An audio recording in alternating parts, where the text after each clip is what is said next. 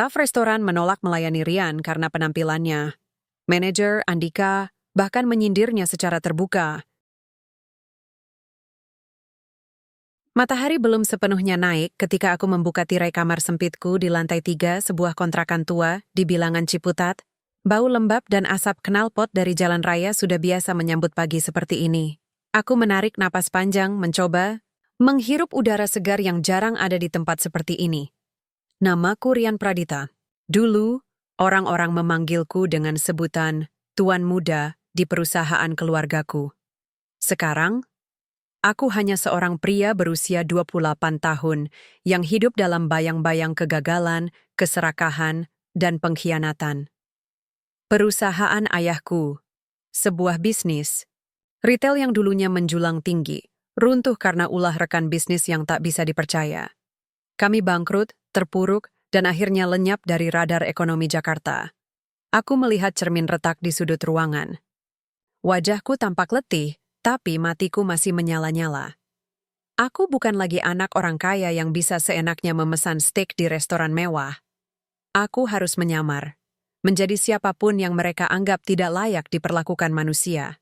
Untuk satu tujuan, membuktikan bahwa dunia ini masih butuh empati. Kupakai jaket compang-camping yang sengaja kusimpan untuk hari ini. Celana jeans robek di lutut, kaos sobek di bahu, dan sepatu kets tanpa tali. Semua itu adalah kostum baru.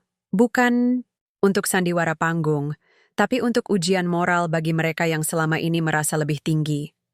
Sambil menenteng tas gendong usang berisi dokumen penting, aku berjalan menuju stasiun kereta terdekat. Jalanan ibu kota mulai ramai. Pengamen, penjual koran, dan pemulung saling berebut ruang. Aku tersenyum tipis. Disinilah tempatku sekarang, di antara mereka yang sering dilupakan. Setelah 2 kali ganti moda transportasi, akhirnya sampailah aku di Jalan MH Tamrin. Di sanalah Le Chateau, restoran mahal yang menjadi incaranku. Bangunan megah dengan lampu kristal besar di langit-langit, lantai marmer mengkilap, dan aroma kemewahan yang menusuk hidung. Aku menarik napas sekali lagi, lalu melangkah masuk. Langkah pertamaku langsung disambut tatapan aneh dari para tamu. Ada pasangan muda yang sedang merayakan ulang tahun, keluarga berbaju rapi yang sedang makan siang, dan seorang nenek-nenek dengan kalung mutiara yang terlihat sangat tidak nyaman melihatku. Staf restoran juga mulai menoleh, termasuk seorang pelayan bernama Andika yang merupakan manajer utama di sini. "Anda salah tempat?" tanya Andika dengan nada dingin. Ia mengenakan setelan biru gelap dan dasi rapi. Sorot matanya penuh prasangka. Aku tersenyum ringan. "Saya ingin memesan makan siang," Andika mendengus. "Maaf, Pak. Ini bukan tempat untuk Anda." Beberapa tamu tertawa pelan. Yang lain bahkan tidak repot-repot menyembunyikan tatapan hina mereka. Aku diam saja. Biarkan mereka menertawakan penampilanku. Biarkan mereka meremehkanku. Aku datang bukan untuk makan. Aku datang untuk menilai hati mereka. "Aku akan duduk di sana," kataku, menunjuk meja kosong di pojok dekat jendela. Andika melirik satpam yang berdiri di sisi pintu. "Jaga dia. Kalau ganggu tamu, keluarkan." Aku berjalan tenang ke meja yang kusebut tadi. Kursi empuk menyambut tubuhku yang lelah. Pelayan wanita muda bernama Dinda datang dengan ekspresi ragu-ragu. Matanya melirat-lirat ke arah Andika sebelum akhirnya berkata, "Ada yang bisa saya bantu?" "Segelas air putih saja, Mbak," jawabku dengan suara rendah. Dia mengangguk pelan, tapi aku bisa lihat raut wajahnya. Dia kasihan padaku, beda dari yang lain. Aku mencatat itu dalam benakku. Air minum tiba. Aku meneguknya perlahan. Di sekelilingku, obrolan kembali berlangsung. Orang-orang melanjutkan makan mereka, seolah-olah, "Kau tidak ada, tapi aku tetap di sini, sebagai pengamat." Pegami hakim. Dari balik kaca restoran, aku melihat mobil mewah datang dan pergi. Dunia yang begitu jauh dari tempatku sekarang. Namun, dalam waktu beberapa hari saja, semua ini akan berubah. Restoran ini akan menjadi milikku, dan aku akan melihat siapa yang pantas tetap bekerja di sini dan siapa yang hanya pandai memuja yang kaya. Aku menatap Andika yang sedang tertawa bersama seorang tamu VIP. Aku menatap para pelayan yang enggan melayani pesananku. Aku menatap Dinda yang memberiku senyum kecil, meski ia sendiri tak tahu alasan pasti kenapa ia melakukan itu. Ini hanya awal, gumamku pelan. Di luar, matahari semakin tinggi. Di dalam aku menunggu. Menunggu saat kebenaran terungkap. Saat mereka semua menyadari bahwa pria lusuh yang mereka hina hari ini adalah bos baru mereka besok. Dan aku siap. Aku masih duduk di meja pojok, meneguk air putih yang mulai hangat. Suara sendok dan garpu beradu dengan piring terdengar seperti irama musik yang tak nyaman. Orang-orang sibuk dengan dunia mereka masing-masing. Makanan lezat, percakapan ringan, tawa renyah. Sementara aku hanya seorang pengemis dalam persepsi mereka. Dinda datang lagi. Kali ini dengan ekspresi cemas. "Maaf, Pak." Andika bilang, "Saya tidak boleh melayani Bapak lagi." Bisiknya pelan. Aku tersenyum tipis. "Tidak apa-apa. Terima kasih sudah mau memberiku segelas air." Ia mengangguk perlahan lalu pergi. Aku melihat matanya sedikit berkaca-kaca. Dia bukan tipe orang yang suka menertawakan kesulitan orang lain. Dia punya hati. Dan itu membuatku yakin ada benih kebaikan di antara para karyawan restoran ini. Namun, kedamaianku tak bertahan lama. "Anda masih di sini?"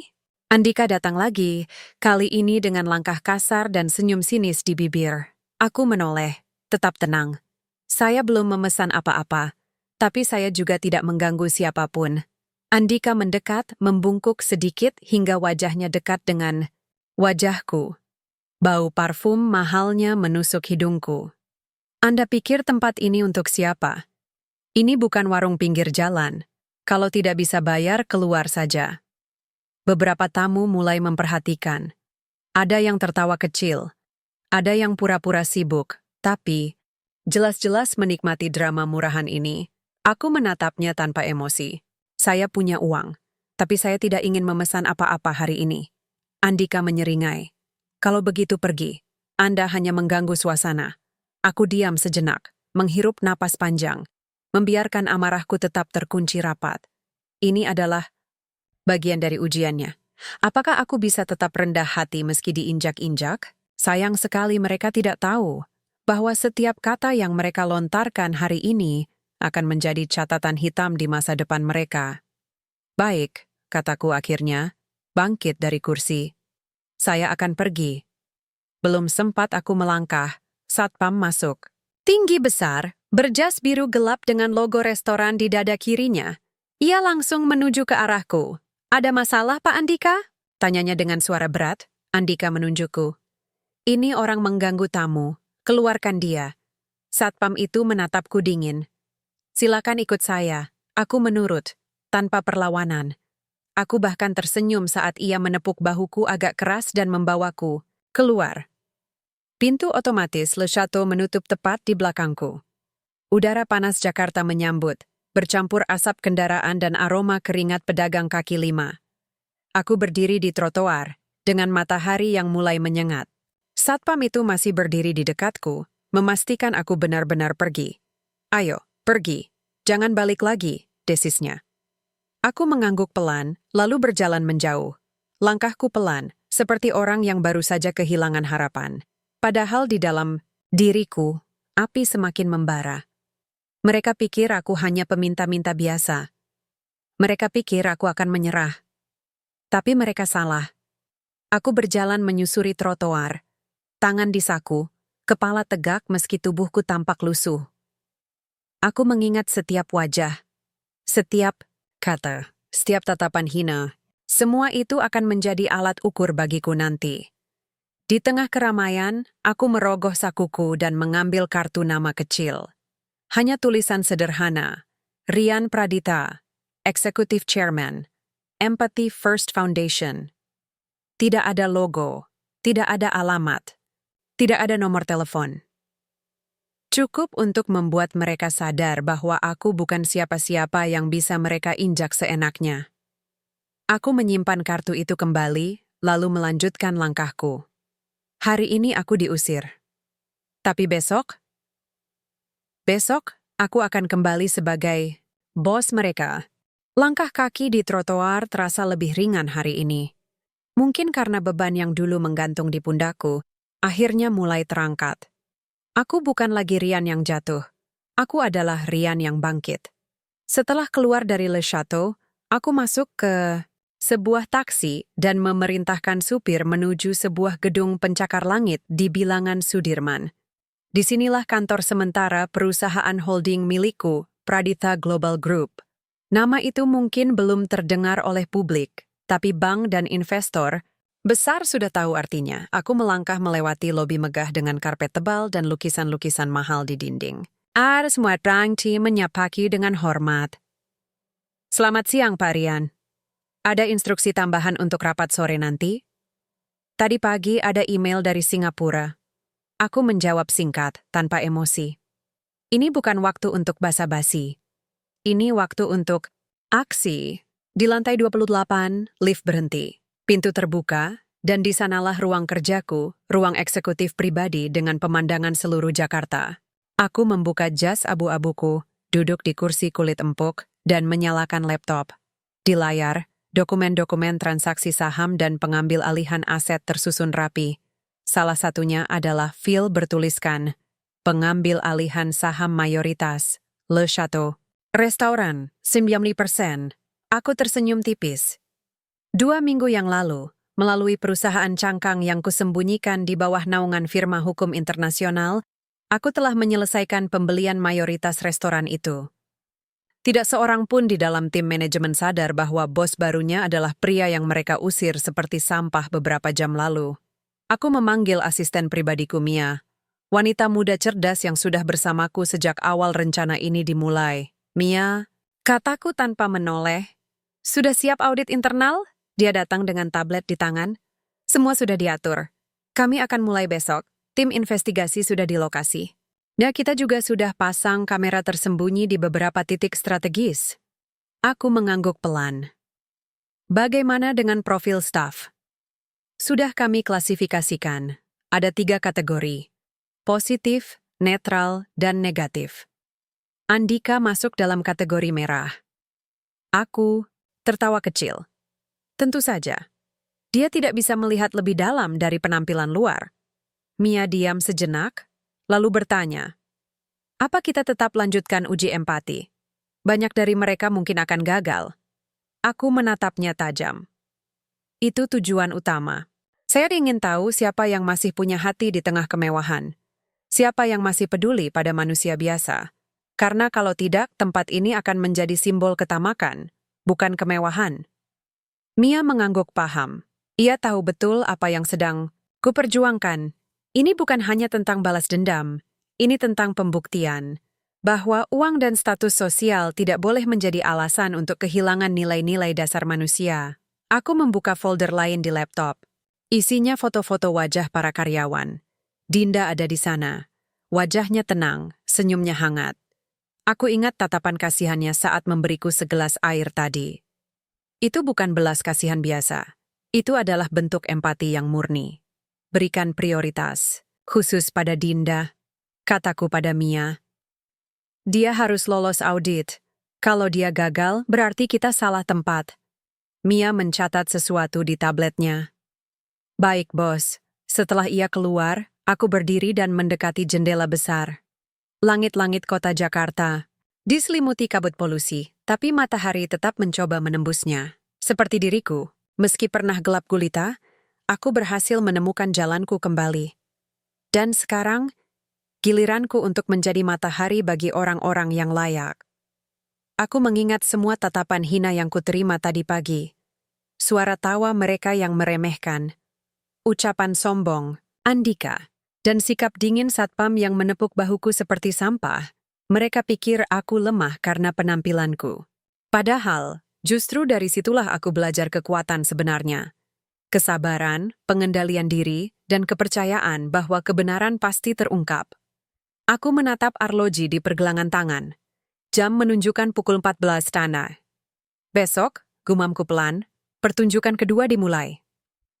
Langkah kaki di lantai marmer terdengar lebih berat hari ini. Bukan karena beban fisik, tapi karena tanggung jawab yang mulai menumpuk. Aku bukan lagi pria lusuh yang dihina dan diusir dari Le Chateau. Aku adalah pemilik barunya. Tapi belum ada yang tahu. Aku duduk di ruang rapat besar di kantor sementara Pradita Global Group mengenakan jas biru gelap dengan dasi emas tipis. Di sekelilingku, tim hukum, keuangan, dan strategi bisnis sudah berkumpul. Ini adalah pertemuan penting pertama setelah proses pengambilalihan saham restoran itu resmi selesai seminggu lalu. Laporan terakhir menyebutkan bahwa manajemen lama, masih percaya diri dengan performa mereka, kata Mia, asisten pribadiku, saat membuka presentasi. Mereka tidak menyadari kalau perusahaan induknya sudah berganti. Aku tersenyum tipis. Bagus, biarkan mereka tetap merasa aman. Kita akan lihat sampai kapan. Di layar proyektor muncul foto Andika, manajer yang beberapa hari lalu memperlakukanku seperti sampah. Senyumnya lebar dalam foto, sedang memberikan penghargaan kepada salah satu staf restoran. Dia baru saja menerima penghargaan sebagai manajer restoran terbaik bulanan dari grup hotel mitra kita. Lanjut Mia, aku mendengus pelan. Prestasi? Palsu. Dia hanya pandai bermain citra. Setelah rapat selesai, aku memerintahkan semua tim untuk menjaga kerahasiaan identitasku selama beberapa minggu ke depan. Tujuannya jelas. Aku ingin melihat langsung cara mereka bekerja tanpa tekanan atau rasa takut. Aku ingin melihat siapa yang benar-benar punya hati dan siapa yang hanya berpura-pura ramah demi gaji. Saat keluar dari ruang rapat, Mia mengikutiku. Ada sesuatu yang ingin saya tanyakan, bos, katanya pelan. Apa itu? Kenapa Anda tidak langsung tunjukkan identitas Anda? Kalau Anda datang sebagai bos, mereka pasti akan berubah sikap. Mereka pasti akan hormat. Aku menghentikan langkahku dan menatapnya. Karena itulah triknya, Mia. Orang bisa berubah ketika mereka tahu siapa aku. Tapi apakah itu perubahan sejati atau hanya basa-basi? Aku ingin melihat perilaku asli mereka, tanpa topeng, tanpa kepura-puraan. Mia mengangguk pelan. Jadi, ini ujian? Iya. Ujian moral. Aku melanjutkan langkahku menuju lift. Di dalam, refleksi wajahku di cermin tampak tenang. Namun di dalam dada, api ambisi masih menyala-nyala. Aku ingat masa lalu. Betapa mudahnya orang melupakan nilai-nilai kemanusiaan begitu mereka mencium aroma kemewahan. Betapa rekan bisnis ayahku dulu juga berpura-pura menjadi teman baik, padahal diam-diam merancang kebangkrutan kami. Aku tidak ingin sejarah itu terulang. Aku menyetujui proposal audit internal secara menyeluruh. Tim investigasi akan menyamar sebagai tamu biasa, memesan makanan, bertindak kasar, bahkan pura-pura cacat atau miskin. Semua itu untuk melihat bagaimana para staf merespons. Dan yang paling penting, apakah mereka masih memiliki empati. Dinda masuk dalam daftar prioritas. Dari hasil observasi awal, ia sering menunjukkan sikap peduli pada tamu-tamu yang kurang beruntung. Bahkan, beberapa kali ia rela menggunakan uang pribadinya untuk membantu anak kecil yang mengemis di dekat restoran. Kalau dia lolos, berarti masih ada harapan. Gumamku saat lift berhenti di lantai bawah. Aku keluar dari gedung, memasuki mobil hitam yang sudah menunggu. Supirku langsung menyalakan mesin. Tujuan berikutnya? Tanyanya. Aku menatap jam tangan. Pukul 16 now. Ke Le Chateau. Kataku mantap. Waktunya memulai babak kedua. Aku memasuki Le Chateau dari pintu belakang, menggunakan akses khusus yang baru saja aku aktifkan lewat sistem keamanan internal.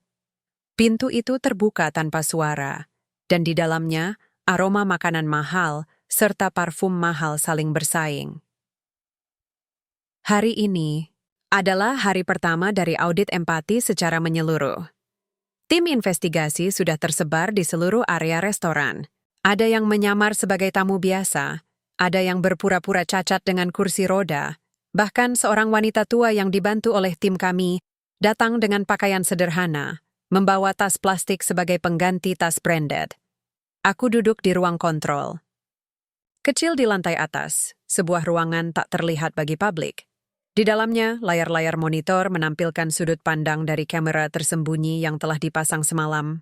Mia berdiri di sampingku, mengenakan earpiece untuk komunikasi langsung dengan tim lapangan. Target pertama, Dinda, kataku pelan. Mia mengetik sesuatu di laptopnya, lalu fokus pada salah satu layar. Kamera mengarah ke bagian barat restoran, tempat Dinda sedang melayani seorang pria tua yang memakai baju compang-camping dan sarung tangan usang. Salah satu anggota tim penyamaranku. Wajah Dinda tetap tenang. Ia tersenyum ramah, tidak pernah sekalipun menunjukkan tatapan hina atau rasa jijik. "Silakan duduk, Pak," ujarnya sambil merogoh kocek pribadinya. "Ini voucher minuman gratis dari saya." Aku tersenyum tipis. Itu bukan instruksi dari kami. Itu inisiatif pribadinya. "Apa dia selalu seperti ini?" tanyaku pada Mia. Mia melihat catatan di tablet. Ya, berdasarkan data observasi minggu lalu, ia beberapa kali membantu tamu yang tampak kesulitan. Bahkan pernah memberikan makanannya kepada pemulung di belakang restoran. Aku menatap Dinda lebih lama. Hatiku hangat.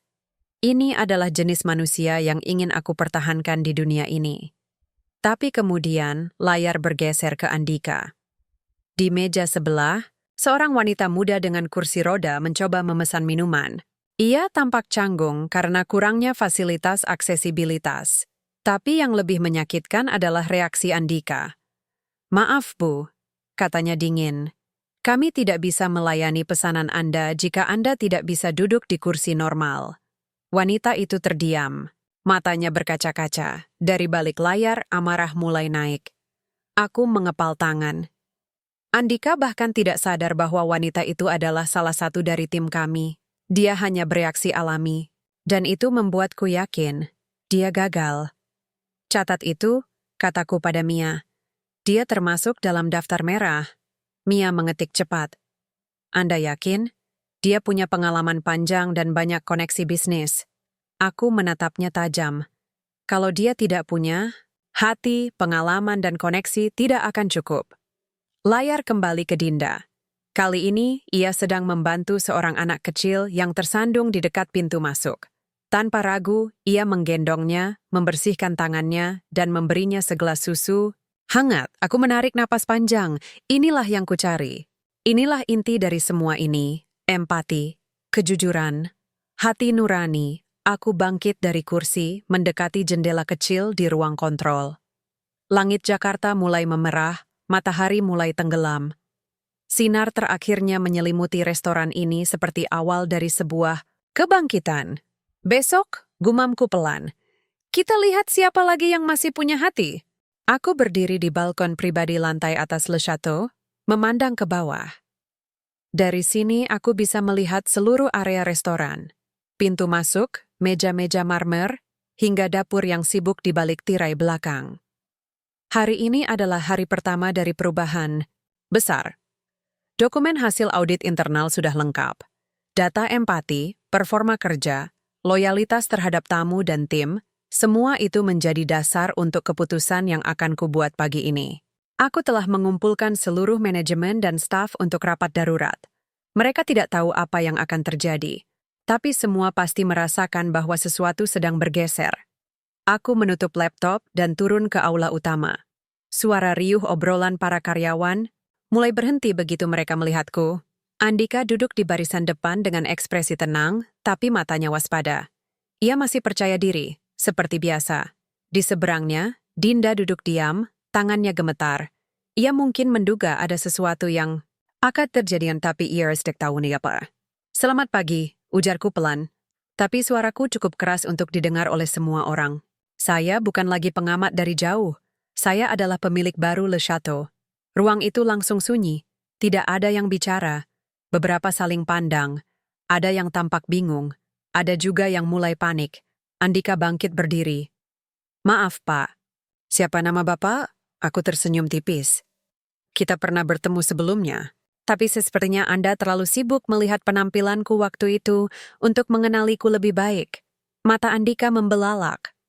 Wajahnya mulai memucat. Aku melanjutkan. "Saya datang sebagai tamu beberapa hari lalu. Pria lusuh yang Anda usir seperti sampah. Sekarang saya datang sebagai bos Anda." Desahan dan bisikan tersebar di antara karyawan. Dinda menutup mulutnya. Aku bisa lihat raut wajahnya campur antara takjub dan cemas. "Saya tidak ingin drama atau pembelaan," kataku, menatap Andika tajam. Saya hanya ingin Anda semua menyadari satu hal. Kita bukan hanya menjual makanan mahal di sini. Kita menjual pengalaman. Dan pengalaman itu harus dibangun atas dasar empati. Aku berjalan ke tengah ruangan, membuka dokumen digital di tablet. Nama-nama muncul di layar besar di belakangku. Mulai hari ini akan ada restrukturisasi besar-besaran. Staf yang gagal dalam audit moral akan dipindahkan ke pelatihan ulang atau diberhentikan secara baik-baik. Yang lolos akan naik jabatan dan diberikan kesempatan untuk berkembang. Aku menatap daftar nama. Jemariku mengetuk salah satu nama. Andika Prasetya, ucapku. Anda gagal. Bukan karena kurangnya kemampuan kerja, tapi karena ketiadaan hati. Anda akan diberhentikan sebagai manajer utama dan dialihkan ke pelatihan kepemimpinan ulang selama 6 bulan. Kalau Anda berhasil menunjukkan perubahan nyata, kami akan pertimbangkan kembali. Wajah Andika memerah. Ini tidak adil, saya sudah bekerja di sini 5 tahun. Ini restoran elit, bukan tempat amal. Aku menatapnya dingin. Dan itulah masalahmu. Kamu pikir elit itu tentang harga makanan dan kemewahan fisik. Padahal, yang benar-benar membuat sebuah tempat elit adalah nilai-nilainya. Dan kamu gagal? Di situ, ia terdiam.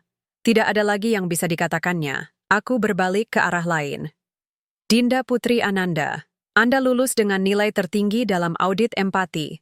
Selamat, Anda resmi menjadi manajer operasional baru Le Chateau. Dinda terkejut. Matanya berkaca-kaca. Ia mencoba berdiri, tapi kakinya gemetar. Saya tidak percaya, katanya pelan. Aku tersenyum. Kamu pantas mendapatkannya. Aku melanjutkan pidato singkat tentang visi baru restoran. Kami akan tetap menjaga standar pelayanan tinggi, tapi kini dengan fokus pada inklusivitas, empati, dan penghargaan terhadap setiap manusia, tanpa melihat status sosial mereka. Setelah rapat selesai, banyak karyawan yang tetap terkejut.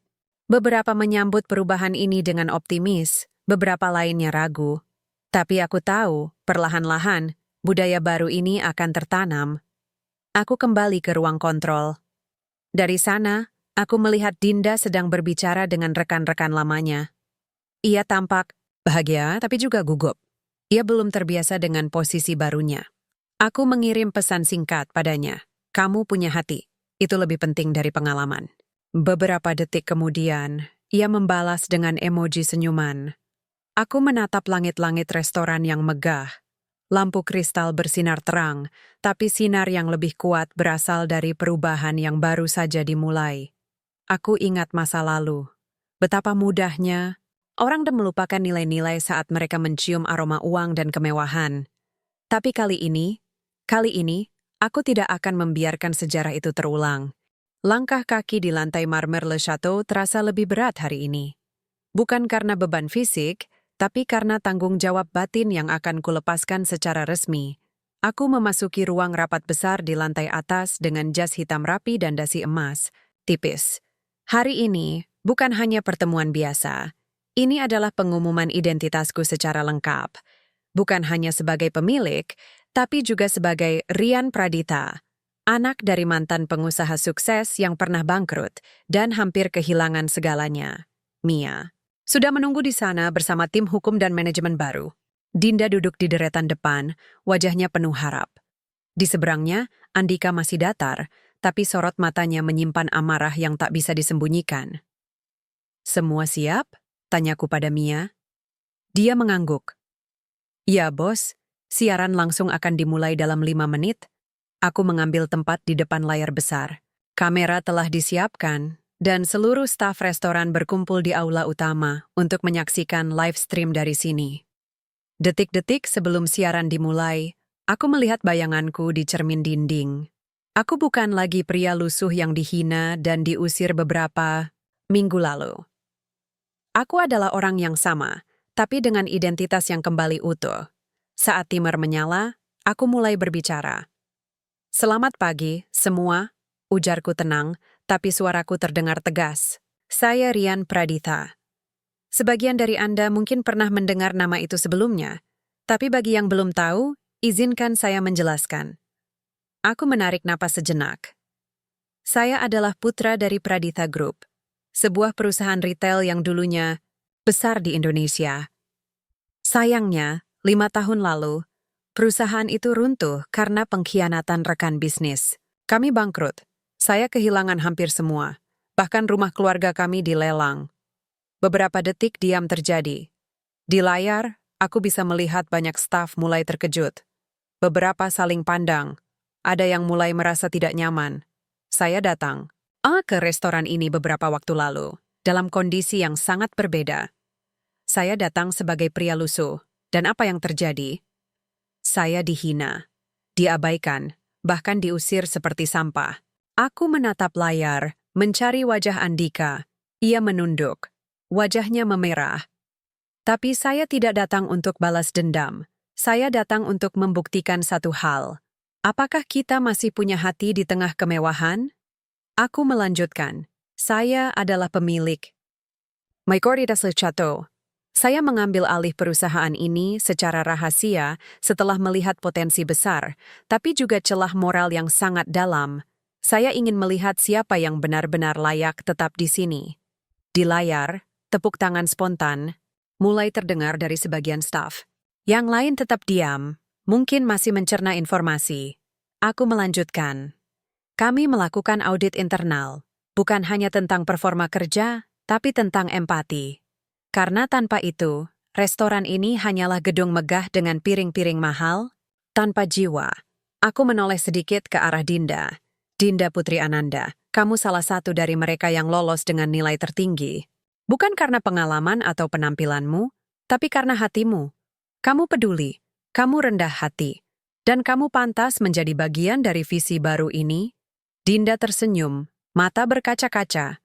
Ia memberiku anggukan kecil. Lalu aku menatap Andika. Andika, Prasetya. Kamu gagal, bukan karena kurangnya kompetensi, tapi karena ketiadaan empati.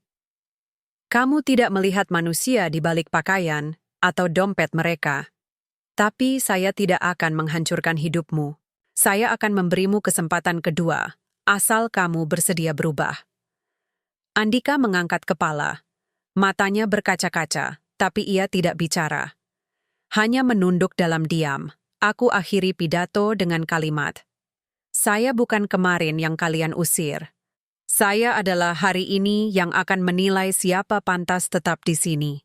Dan saya berharap, dari hari ini, kita semua belajar bahwa uang dan status sosial tidak boleh membuat kita lupa pada nilai-nilai dasar manusia. Pesan itu berakhir, layar gelap. Di ruang rapat, Mia menepuk bahuku. Apa yang akan terjadi dengan Andika? Tanyanya pelan. Aku menatap layar kosong. Itu tergantung dia sendiri. Tapi saya harap hari ini adalah awal dari kebangkitannya. Aku duduk di ruang kerjaku yang baru, ruangan megah dengan pemandangan kota Jakarta dari lantai 25 Le Chateau Tower. Bangunan kantor yang kami dirikan setelah restoran menjadi bagian dari visi besar kami. Di luar, matahari pagi menyinari gedung-gedung, pencakar langit. Tapi hatiku tidak sehangat sinarnya hari ini. Ada pekerjaan berat yang harus kulakukan pagi ini. Di hadapanku, Andika duduk diam. Wajahnya tegang, tangan gemetar meski ia mencoba menutupinya. Ia masih memakai seragam manajer lamanya, tapi kini tanpa emblem jabatan. Dia bukan lagi manajer utama, hanya peserta pelatihan moral dan empati yang harus diselesaikannya dalam 6 bulan ke depan jika ingin punya kesempatan kembali ke dunia hospitality. Kamu tahu mengapa kamu dipanggil hari ini? Tanyaku pelan. Tanpa nada marah, Andika mengangguk. Saya tahu. Aku menatapnya sejenak. Ini adalah pertemuan pertama secara langsung sejak pengumuman identitasku. Aku bisa membayangkan betapa hancurnya harga dirinya saat itu. Bukan hanya gagal dalam audit, tapi juga dihukum oleh orang yang dulu ia hina sebagai peminta-minta. Kita tidak akan membahas masa lalu, kataku. Tapi kita harus bicara tentang masa depanmu. Apakah kamu benar-benar ingin berubah? Atau, kamu hanya ingin kembali bekerja karena takut kehilangan penghasilan? Andika menggigit bibir bawahnya. Matanya berkaca-kaca. Saya Saya tidak tahu harus mulai dari mana, ujarnya akhirnya. Suaranya parau. Selama ini, saya pikir hidup adalah soal performa, soal hasil. Saya pikir kalau kita bekerja baik dan tamu puas, itu sudah cukup. Saya tidak pernah berpikir bahwa sikap saya terhadap orang yang tidak punya apa-apa bisa merusak segalanya. Aku bersandar di kursi, mendengarkan. Lalu, apa yang membuatmu sadar? Tanyaku. Andika menarik napas. Panjang. Setelah Anda mengumumkan hasil audit, banyak dari tim yang mulai menghindar dari saya. Beberapa bahkan menolak diajak bicara. Saya merasa seperti alien. Dan itu rasanya sama buruknya dengan bagaimana perasaan orang yang saya perlakukan. Selama ini. Aku diam. Kata-kata itu terdengar jujur. Tapi aku belum bisa percaya begitu saja. Kamu harus melewati pelatihan intensif selama 6 bulan, kataku. Pelatihan tentang empati, pelayanan inklusif, dan kepemimpinan berbasis nilai. Kamu akan ditemani oleh mentor yang akan menilai perkembanganmu setiap minggu. Kalau kamu gagal, maka kamu tidak akan bisa bekerja lagi di sini. Tapi kalau kamu berhasil, mungkin kamu bisa kembali dengan posisi lebih rendah dan dengan hati yang lebih baik. Andika mendongak. Saya bersedia. Saya benar-benar ingin berubah. Aku mengangguk pelan. Kalau begitu, mulailah hari ini. Jangan lihat siapa saya dulu. Lihatlah siapa dirimu sekarang. Dan putuskan, apakah kamu ingin tetap menjadi orang yang sama atau menjadi manusia yang lebih baik. Ia menunduk. Kali ini, tidak ada rasa sombong. Hanya penyesalan yang tulus. Setelah ia keluar, Mia masuk. Apakah Anda yakin dengan ini? Tanyanya. Dia bisa saja pura-pura. Aku tersenyum tipis. Mungkin. Tapi semua orang layak dapat kesempatan kedua. Termasuk saya dulu. Mia mengangguk. Sesi pelatihan pertama dimulai jam 10. Baik, jawabku. Saya akan ikut hadiri. Aku melihat keluar jendela. Langit biru cerah. Tapi di bawah sana, masih banyak bayang-bayang ketidakadilan yang belum terselesaikan. Namun, hari ini, aku percaya bahwa perubahan bisa dimulai dari satu orang. Dan mungkin, Andika adalah salah satunya. Langkah kaki di lantai marmer Le Chateau terasa lebih ringan hari ini. Bukan karena beban fisik yang berkurang, tapi karena beban batin yang mulai terangkat. Aku memasuki aula utama restoran dari sisi belakang. Di sana, Dinda sedang memberikan instruksi kepada tim pelayan dengan suara tenang dan tegas. Wajahnya tampak lebih percaya diri sejak menjadi manajer operasional. Tapi yang lebih penting, ia tetap rendah hati, sifat yang jarang ditemukan dalam dunia kemewahan. Beberapa bulan telah berlalu sejak perubahan besar dimulai. Hasilnya mulai terlihat. Restoran bukan hanya ramai lagi, reputasinya juga meningkat secara signifikan. Bukan hanya karena makanannya, tapi karena cara kami melayani setiap tamu, tanpa pandang bulu. Aku melihat ke arah meja pojok. Seorang nenek tua duduk sendirian, memesan sup ayam biasa. Pelayan langsung datang dengan senyuman hangat, membantu menyiapkan makanannya, bahkan menanyakan apakah kursi itu nyaman untuk punggungnya. Empati itu kini menjadi napas baru Le Chateau. Aku tersenyum tipis. Ini adalah bentuk keberhasilan yang tidak bisa diukur dengan uang atau laba. Kamu sudah lihat? Suara Mia menyadarkanku. Ia datang sambil membawa tablet. Apa ini? Tanyaku. Ia menunjukkan sebuah artikel online. Restoran Le Chateau terpilih sebagai tempat makan paling inklusif di Jakarta.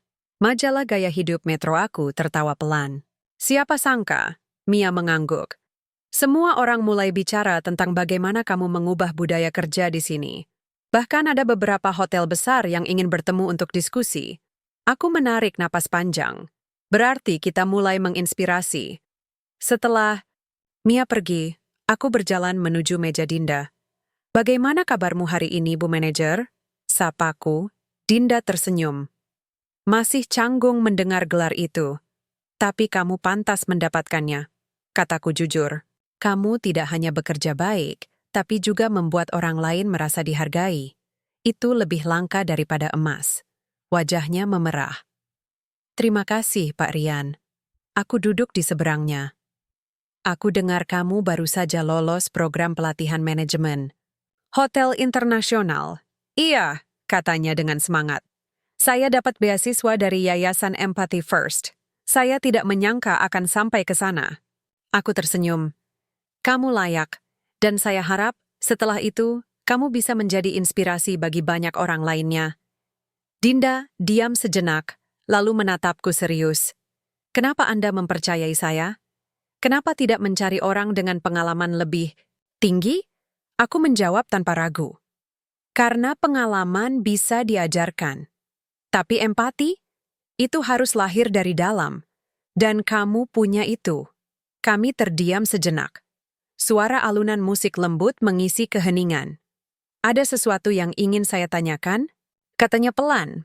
Apakah Anda benar-benar yakin dengan semua ini?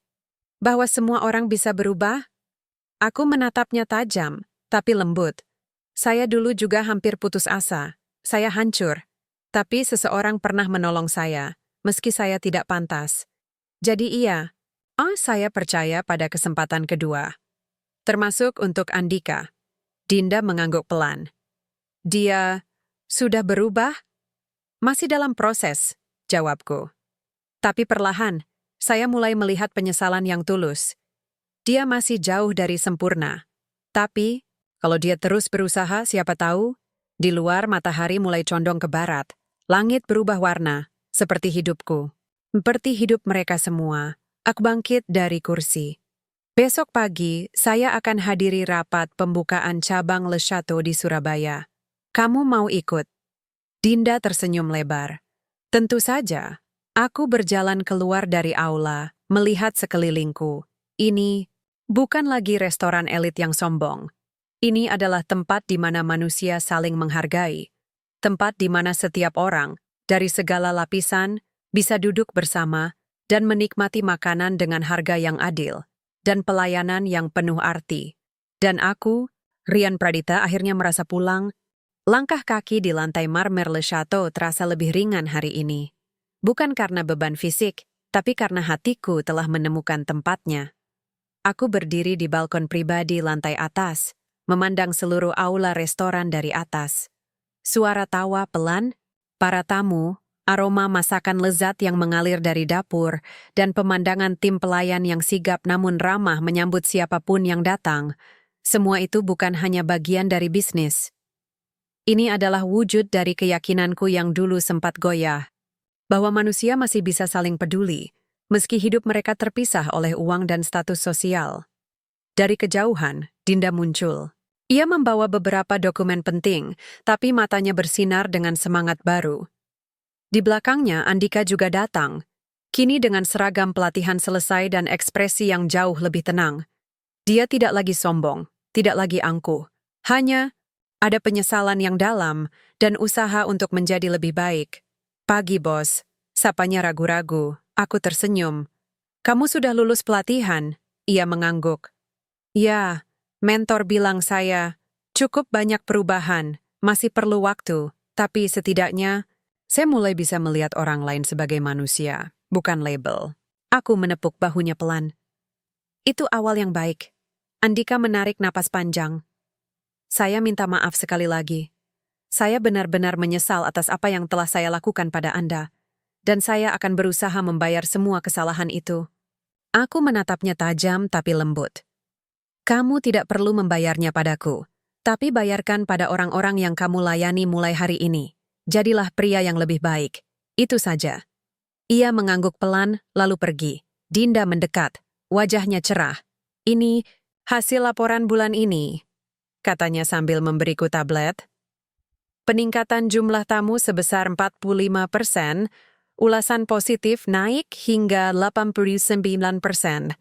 Bahkan media asing mulai menulis tentang bagaimana Le Chateau berhasil mengubah budaya kerja dengan fokus pada empati.